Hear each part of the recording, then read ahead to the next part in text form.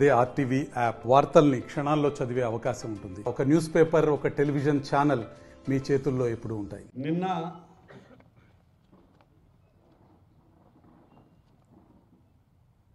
ఒక మూర్ఖుడు అనడానికి కూడా స్థాయిని పెంచి మాట్లాడినట్టు అనిపిస్తుందేమో. ఒక మూర్ఖుడు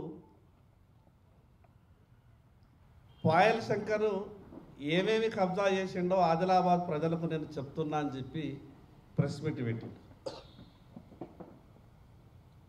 30 సంవత్సరాల నుండి రాజకీయాలలో ఉన్నా, ఉందాగా వ్యవహారాలు చేయాలనుకుంటున్నా.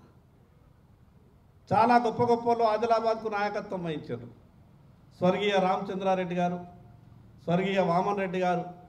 వాళ్ళు ఎక్కడి నుంచన్నా లేచి నిల్చొని వస్తే, నడుచుకుంటూ వస్తే 2 చేతులు లేపి కుసున్నోళ్ళం కూడా లేచి నిలబడి వాళ్లకు దండం పెడుతుంటుంది. ఏ రాజకీయ పార్టీలన్నా ఉండదు. రామచంద్రారెడ్డి గారు, వామన్ రెడ్డి గారు ఏ రాజకీయ పార్టీలో ఉన్నా ఆదిలాబాద్కు ప్రాతినిధ్యం వహించిన వాళ్ళు ఉందాగా రాజకీయాలు చేస్తూ నలుగురు మంచి కోరేటటువంటి వ్యక్తులు ఈరోజు భూమి మీద లేకున్నా కూడా వాళ్ళని గుర్తు చేసుకుంటున్నాం. నేను మొదలెందుకు ఈ మాట చెప్తున్నానంటే, రాజకీయాలలో ఉన్నటువంటి వ్యక్తులు ఉందాగా వ్యవహారం చేయాలి. అవమానించే విధంగా మాట్లాడడం అది పెద్ద సంస్కారం కింద అనుకుంటే, అసలు జరిగింది ఏంది? దాదాపు 20 సంవత్సరాల నుంచి ఆదిలాబాద్ పత్రికా మిత్రులకు స్థలాలు ఇస్తలేరు. పత్రికా మిత్రులకు స్థలాలు కావాలా, ఇళ్ల స్థలాలు కావాలని పత్రికా మిత్రులంతా చెప్తే, ఆదిలాబాద్లో ఉన్నటువంటి ప్రభుత్వ స్థలాలు ఏవేవి ఉన్నాయో ఒకసారి చూద్దామని ఎంఆర్ఓ గారికి, ఆర్డీఓ గారికి వాళ్ళు వస్తే చెప్పి ఆదిలాబాద్లో ఉన్నటువంటి ప్రభుత్వ స్థలాలు పత్రికా మిత్రులతో కలిసిపోయినాం.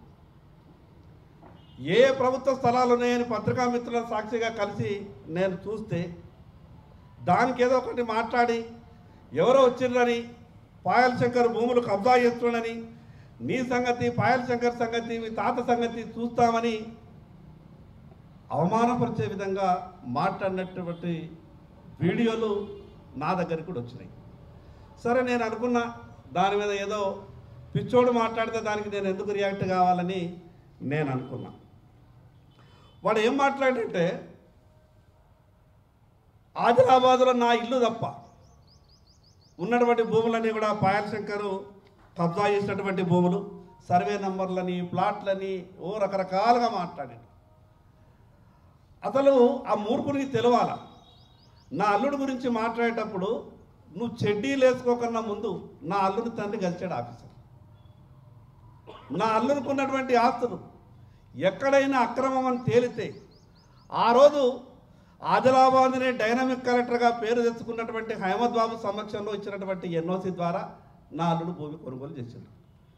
అంటే బీసీలకు భూములు ఉండద్దా? మాకు ఆస్తులు ఉండద్దా? మాకు ఆస్తులు ఉంటే మీకు ఎందుకు వచ్చినాయని ఆస్తులు మాట్లాడతావా? ఈరోజు నువ్వు అవమానం చేసేటటువంటి మాటలు ఈరోజు కాదు. నేను ఎందుకంటే అనేక సందర్భాల్లో ఓపిక పట్టి నేను ఈరోజు కూడా మాట్లాడద్దు అనుకున్నా. కానీ శృతిమించినటువంటి మాట్లాడినటువంటి మాటలు పత్రికా మిత్రులకు కొన్ని విషయాలు తెలవాలన్న ఆలోచనతోనే ఈ విషయాలు మాట్లాడే ప్రయత్నం చేస్తున్నా. ఇది సంవత్సరం కింద కూడా మాట్లాడాడు. అప్పుడేమో జోగురామన్న, పాయల్ శంకర్ ఒకటే అని, పాయల్ శంకర్ ఎన్నో ఆస్తులు సంపాదించిండు అక్రమంగాని. ఏం చేశారు ఆదిలాబాద్ ప్రజలు? గౌరవంగా తీర్పిచ్చారు. ఆదిలాబాద్ నువ్వు ఎన్ని మాట్లాడినా, నువ్వు ఏ చేష్టలు చేసినా, ఏ పిచ్చి మాటలు మాట్లాడినా ఆదిలాబాద్ ప్రజలు నిండు మనసుతో నన్ను ఆశీర్వదించారు. వాళ్ళు ఆశీర్వదించినటువంటి కారణంగా వాళ్ళు నాకు ఇచ్చినటువంటి బాధ్యతని ఈరోజు నేను శాసనసభలో సమర్థవంతంగా నిర్వహించేటటువంటి ప్రయత్నం చేస్తున్నా. ఇదే రకమైన అవమానం బీచరు. గతంలో సుజాతని శూర్పణఖ అని, ముక్కుగోస్తా, చెవులుగోస్తాని, జోగురామనని అనేక సందర్భాలు. అంటే బీసీలని ఎక్కడా కూడా బీసీలు ఎదగద్దు, బీసీలు రాజకీయంగా ఎదగద్దు, ఆర్థికంగా ఎదగద్దు, లేని అబాండాలు ఏదైనా వేస్తే సరిపోతుందని అనుకుంటే మూర్ఖుడా, అది నీ పొరపాటు. 30 సంవత్సరాల నుంచి రాజకీయాలలో ఉన్నా, 4 సార్లు ఎమ్మెల్యేగా, 3 సార్లు ఎమ్మెల్యేగా ఓడిపోయిన తర్వాత ఆదిలాబాద్ ప్రజలు 4వసారి నాకు పట్టం కట్టిండ్రు. నేను ఓపికతోనున్నా. ఏ రోజు కూడా రాజకీయాలలో విలువలతో కూడినటువంటి రాజకీయాలు చేసే ప్రయత్నం చేసినా ఎక్కడా కూడా ఎవరిని అవమానపరిచే ప్రయత్నం చేయలేదు.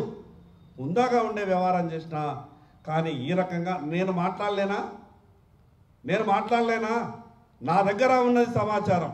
నువ్వు ఈయన్నే ఉన్నావు, నేను ఎక్కడో ఉన్నా నా దగ్గర ఉన్నటువంటి సమాచారం ఎంత గొప్పగా ఉంటుందో నీకు ఇంకా తెలియదు. కానీ నా నోటి నుంచి కొన్ని మాట్లాడదలుచుకోలేదు. చేయాల్సినటువంటి వ్యవస్థలు చేస్తాయి, ఎక్కడ ఏం జరగాలో అక్కడ జరుగుతుంది. కానీ మాట్లాడాలని అనుకుంటే దినమంతా పండుకొని రాత్రి తెలియటోని గురించి ఏం మాట్లాడతాం?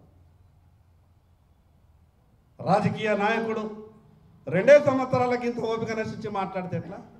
అది కూడా ఆ 2 సంవత్సరాలు కూడా ఒక పార్టీలో లేకపోతే, ఒక సంవత్సరం ఒక పార్టీలో ఉంటే ఇంకో సంవత్సరం ఇంకో పార్టీలో ఉంటే, ఇప్పటికి ఇంత ఆసానానికి గురై ఇక ముఖ్యమంత్రి, గౌరవ ముఖ్యమంత్రి గారిని పాత పరిచయం, నేను ఈ శాసనసభ్యుని, ఈ ఆదిలాబాద్కు సంబంధించినటువంటి ఏ అంశం మీదనైనా ముఖ్యమంత్రి గారిని కలిసే అవసరం ఉంటుంది, అవకాశం ఉంటుంది.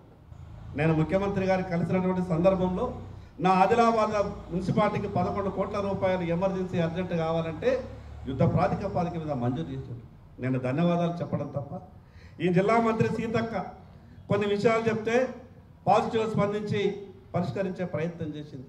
ఆమె గౌరవంగా మాట్లాడితే తప్ప, నేను కాంగ్రెస్ పార్టీకి సంబంధించినటువంటి ముఖ్యమంత్రి గారి మీద గురించి, మంత్రి గారి గురించి గౌరవంగా మాట్లాడితే, మా పార్టీ వాళ్ళ గురించి నువ్వు గౌరవంగా మాట్లాడతావా? మా ముఖ్యమంత్రి గట్టెట్లా మంచిగా మాట్లాడతావు మా ముఖ్యమంత్రి గారి గురించి అంటే, అసలు నువ్వు ఆ పార్టీలనే ఉన్నావా?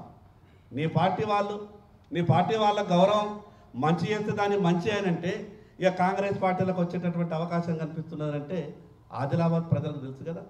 నా గురించి మీ ముఖ్యమంత్రి గారికి తెలుసు నేనేమని. రాష్ట్ర శాసనసభలో రాష్ట్ర ప్రజలంతా కూడా విన్నారు. నేనేం మాట్లాడినా దాని మీద ఈ ముఖ్యమంత్రి గారు ఏం జవాబు చెప్పిండని చెప్పి. కాంగ్రెస్ పార్టీలకు వస్తాడేమో పిచ్చోడా, కాంగ్రెస్ పార్టీలకు నేను రావాలనుకుంటే అసలు ఆ విషయం నేను మాట్లాడితే ఇంకా బాగుండదేమో. నేను నా స్థాయిని తగ్గించుకొని అయితేనేమో, అందుకే నేను మాట్లాడదలుచుకోలేదు. రాష్ట్ర ముఖ్యమంత్రి గారు ఈ రాష్ట్ర అవసరాల కొరకు ఢిల్లీకి వెళ్తే నరేంద్ర మోడీ గారిని కలుగుతారు. అక్కడ దేశ ప్రధానమంత్రి భారతీయ జనతా పార్టీ వ్యక్తి కావచ్చు, కానీ తెలంగాణ రాష్ట్ర ప్రజల అవసరాల కొరకు ఢిల్లీకి వెళ్తాడు. అక్కడ ఈ రాష్ట్ర అవసరాల కొరకు నరేంద్ర మోడీ గారికి చెప్తారు. నేను ఆ రకంగానే ఆదిలాబాద్కు సంబంధించినటువంటి విషయాల మీద హైదరాబాద్కి వెళ్ళినప్పుడు ముఖ్యమంత్రి గారిని కలుస్తా, ఈ ఆదిలాబాద్ కావాల్సినటువంటి విషయాల గురించి, అవసరాల గురించి మాట్లాడతా. ముఖ్యమంత్రి గారు నా నియోజకవర్గానికి అన్ని రకాలుగా సహకరిస్తానని మాట ఇచ్చిండు. ఏదున్నా నువ్వు 3 సార్లు ఓడిపోయి 4వసారి కూడా పోరాటం చేసి శాసనసభకు వచ్చినావు. ముఖ్యమంత్రిగా నీకు ఎక్కడ ఏ అవసరం ఉన్నా నీ ఆదిలాబాద్ అసెంబ్లీకి నా పూర్తి సహాయ సహకారాలు ఉంటాయన్నాడు. అది నేను మాట్లాడడం తప్ప, ఈ మూర్ఖుడు మాట్లాడినటువంటి మాటలు వింటే హిందువులు లక్షల మంది పాల్గొన్నారు ఆదిలాబాద్లో ఆ మహాయజ్ఞంలో. యాగాన్ని కూడా రాజకీయం చేసే ప్రయత్నం చేస్తారు. ₹1,00,000 ఇచ్చి రథం మీద నిలబడ్డాడు, దేవుని కన్నా గొప్పోడైండని మాట్లాడతావట. నేను 1,00,000 ఇచ్చినా, 10 లక్షలు ఇచ్చినా, 50 లక్షలు ఇచ్చినా యాగం చేసినా వాళ్ళకి తెలుసు నేనేం చేసినాను. మాట్లాడేటటువంటి ఆ మూర్ఖుడికి ఒక మాట చెప్పాలనుకున్నాను నేను. ఇది సాత్తాల ఇరిగేషన్కు సంబంధించినటువంటి భూమి, సాత్తాల ప్రాజెక్టు ఇరిగేషన్కు సంబంధించినటువంటి భూమి. ఇరిగేషన్ డిపార్ట్మెంట్ మున్సిపాలిటీకి వాళ్ళు రాసిచ్చినటువంటి, అలాట్ చేసినటువంటి, హ్యాండ్ ఓవర్ చేసినటువంటి భూమి. ఎవడిలో ఉన్నది దీని మీద? ఎవడ ఆఫీస్ ఉన్నది ఇప్పుడు? ఎవడు కబ్జా చేసిండు దీన్ని? ఏ రకంగా కబ్జా చేసిండు? ఇది నేను చెప్తున్నది కాదు, జిల్లా కలెక్టర్ ఉత్తరం రాసిండు. ఆ కబ్జా కోరాల నుంచి వెంటనే ఈ యొక్క భూమిని విడిపించాలా, దీనికి కావాల్సినటువంటి చర్యలు తీసుకోవాలా. ఇది జాయింట్ కలెక్టర్, జిల్లా కలెక్టర్ సంబంధిత మున్సిపల్ కమిషనర్కు రాసినటువంటి ఉత్తరం. ఎవరు కబ్జా చేస్తే రాసింది ఉత్తరం? జిల్లా collector, joint collector, additional collector వీళ్ళంతా కూడా. ఈ ఇరిగేషన్కి సంబంధించిన భూమి ఎవరి దగ్గర ఉన్నది ఇప్పుడు? ఎవడక్కడ కబ్జా చేసిండు? ఎవడు ఇల్లు కట్టుకున్నాడు ఇప్పుడు అక్కడ? ఎవడు ఉంటున్నాడు? అది ఫోటోలు రాకముందు, నువ్వు రాకముందు ఉన్నటువంటి ఫోటో ముందున్నది, నువ్వు ఆదిలాబాద్కి వచ్చిన తర్వాత ఫోటో కింద ఉన్నది. 3 ఏళ్ల కింద ఉన్నటువంటి ఖాళీ భూమి ఫోటో ఉన్నది. 2 ఏళ్ల తర్వాత కట్టినటువంటి షెడ్డు ఫోటో ఉన్నది. ఇది నేను చెప్తున్నానా? నేను మాట్లాడినా? కబ్జాల గురించి మాట్లాడేటటువంటి అవకాశం వస్తే, అవసరం వస్తే, చేసిన గురించి, మోసాల గురించి మాట్లాడే అవకాశం వస్తే, అవసరం వస్తే, మేము మాట్లాడేటటువంటి మాటలకు కనీసం బయట తిరగడం కూడా కష్టమవుతుంది. అంటే బీసీలు అంటే రాజకీయాలలో ఎదగద్దు, రాజకీయాలలో బీసీలు మంచి కావద్దు, రాజకీయాలలో కాకుండా ఆర్థికంగా కూడా బీసీలు బాగుపడద్దు. మేమేం చేసినా కూడా ఈ రకమైనటువంటి బురదల్లే ప్రయత్నం చేస్తారా? నాకు లేవు అమెరికాలో కంపెనీలు, నాకు లేవు బోకస్ కంపెనీలు, నేను చేయలేదు ప్రభుత్వాలని మోసాలు. కానీ ఏ రోజు కూడా నేను మాట్లాడేటటువంటి ప్రయత్నం చేయలేదు. రాజకీయాలు చేయాలనుకుంటున్నటువంటి వ్యక్తి ఇంకో విషయం మాట్లాడతాడు. అఫిడవిట్లో ఒకటి ఇచ్చాడు, 5 ఎకరాల భూమి తాంసికే, అది అసలు లేనే లేదంటారు. నీకు అసలు ఇంకింత జ్ఞానం ఏమైనా ఉన్నదా? తాంసికే అనే విలేజ్ ఉన్నది ఏంటి? ఆ ఊరిని నేను ముట్టియగలుగుతున్నా? నాకున్నటువంటి ఆస్తులు ఏమేమనేది నేను అఫిడవిట్లో బాధాప్తా రాష్ట్రం. తర్వాత కొన్ని రాజకీయ పార్టీలు హైకోర్టులో కూడా ఈరోజు కేసు వేసినాయి. సంవత్సరం అయిపోయింది హైకోర్టులో కేసు వేసి. నేను ఎక్కడన్నా ఏమన్నా తప్పులు చేసి ఉంటే, గతంలో కూడా ఒక ప్రభుత్వం ఉండే, ఈరోజు కూడా కాంగ్రెస్ ప్రభుత్వం ఉన్నది కదా, నేను ఎక్కడన్నా తప్పు చేసి ఉంటే బరాబర్ పూర్తిగా ఎంక్వైరీ చేయాలి. ఎక్కడన్నా తప్పు చేసిన ఉంటే పూర్తిగా ఎంక్వైరీ చేయించాలా. కానీ ఇది కేవలం ఒక చీప్ జిమ్మిక్స్ మాత్రమే. నేను ఎక్కువ మాట్లాడదలుచుకోలేదు. ఇలా మాట్లాడినటువంటి మాటలు చూస్తే నాకు అంతకన్నా ఎక్కువ మాట్లాడచ్చు. నేను 10 ఏళ్ల కింద నాకున్నటువంటి కంపెనీలలో ఏ కంపెనీలో షేర్స్ ఎన్ని అనేది అఫిడవిట్లో బాధాప్తా రాష్ట్రం. నాకు ఎన్ని షేర్స్ ఉన్నాయి బాధాప్తా అఫిడవిట్లో రాష్ట్రం. ఎలక్షన్ కమిషన్కు సమర్పించినాం. నా పేరు మీద ఉన్నటువంటి ఆస్తులన్నీ పెట్టాం. అంటే నాకు సంబంధించిన బంధువులు వాళ్ళు ఏమి ప్లాట్లు ఉండొద్దు, వాళ్ళకి ఇళ్ళ జాగాలు ఉండొద్దు, వ్యవసాయ భూములు ఉండొద్దు. ఏం చేయాలి? నేను రాజకీయాల్లో ఉన్నందుకు నా చుట్టుపక్కల వాళ్ళు కానీ, నా చుట్టాలు కానీ, నా దగ్గర ఉన్న వాళ్ళు కానీ వాళ్ళు ఇల్లు కట్టుకోవద్దు, ప్లాట్లు కొనుక్కోవద్దు, వ్యవసాయ భూములు ఉండొద్దు, వాళ్ళకి ఏమీ ఉండదంటే. అందుకే పత్రికా మిత్రులారా, మీ అందరికీ ఒక విజ్ఞప్తి చేస్తున్నాను. మూర్ఖులు మాట్లాడేటటువంటి మాటల్ని మీరు కూడా కొంత అర్థం చేసుకోండి. మీరు ప్రత్యక్ష సాక్షులు. ఆ రోజు 20 సంవత్సరాలుగా పెండింగ్లో ఉన్నటువంటి సమస్యలు పరిష్కారం అయితే లేదంటే నేను జిల్లా కలెక్టర్కే కాకుండా అక్కడ నుండి రెవెన్యూ మినిస్టర్ కూడా మాట్లాడినా. మా ఆదిలాబాద్ పత్రికా సోదరులకు ఉన్నటువంటి ఇబ్బందిని మీరు తొలగించాలనంటే జిల్లా కలెక్టర్ గారికి రెవెన్యూ మినిస్టర్ గారు చెప్పింది. జిల్లా కలెక్టర్ గారు కూడా పాజిటివ్ ఆలోచనతో ప్రభుత్వానికి నేను నివేదిక పంపుతానన్నాడు. నేను పత్రికా మిత్రులకు స్థలాలు ఇవ్వడం అన్నది తప్ప? అది పత్రికా మిత్రులకు స్థలాలు ఇవ్వమనంటే దాన్ని ఏదో సోషల్ మీడియాలో మాట్లాడి పాయల శంకర్ అయ్యదా, పాయల శంకర్ తాతదేనంటే ఉందాగా ఎట్లా ఉండాలనేది మేము ఉన్నాం రాజకీయాలలో, మేము లేవా? మాకు ప్రతిపక్ష పాత్ర మేము పోషించడం, మాకు రాజకీయ ప్రత్యర్థులు ఉండే. ఈరోజు ఆ 2 పెద్ద మనుషుల గురించి చెప్పిన కదా, రామచంద్రారెడ్డి గారు, వామన్ రెడ్డి గారు ఈరోజు భూమి మీద లేరు. ఈరోజు స్వర్గస్థులైనా కూడా వాళ్ళ పేర్లు తీసుకొని ఈరోజు గౌరవంగా మాట్లాడుతున్నామనంటే ఏ రకంగా ఉంటే మాట్లాడినామో ఒకసారి అర్థం చేసుకోవాలి. వస్తకొస్తనే ఆ రోజు మాట్లాడినటువంటి మాటలు అసలు గుర్తు చేయద్దు అనిపిస్తుంది. ఒక్కోసారి ఎందుకు మాట్లాడాలా ఈ విషయం అనిపిస్తుంది. కానీ కొందరు పదే ఈ రకమైనటువంటి కొందరు మిగతా వాళ్ళు కొందరు ఆ మాటలని ఇంత మూర్ఖంగా మాట్లాడతారని అన్నందుకే నేను మాట్లాడేటటువంటి ప్రయత్నం చేస్తా ఉన్నా. నేను చనిపోయిన తర్వాత కూడా బీజేపీ కండువా నా శవం మీద కప్పితే నేను సంతృప్తి పడతాయి. చచ్చినా బతికినా ఇదే పార్టీ. ఈ సిద్ధాంతం పోయి అంటే ఒక సామెత ఉన్నది కదా, పుట్టిన గుణము పుడకళ్ళల్లో పెట్టి కాలబెట్టి తప్పపోదంట. బ్రతికితే దీంతో బ్రతుకుతా. నేను చనిపోయిన తర్వాత కూడా బీజేపీ కండువా నా శవం మీద కప్పితే నేను సంతృప్తి పడతాయి. చచ్చినా బతికినా ఇదే పార్టీ. ఏ పార్టీలో ఎంత గొప్పగా మాట్లాడి.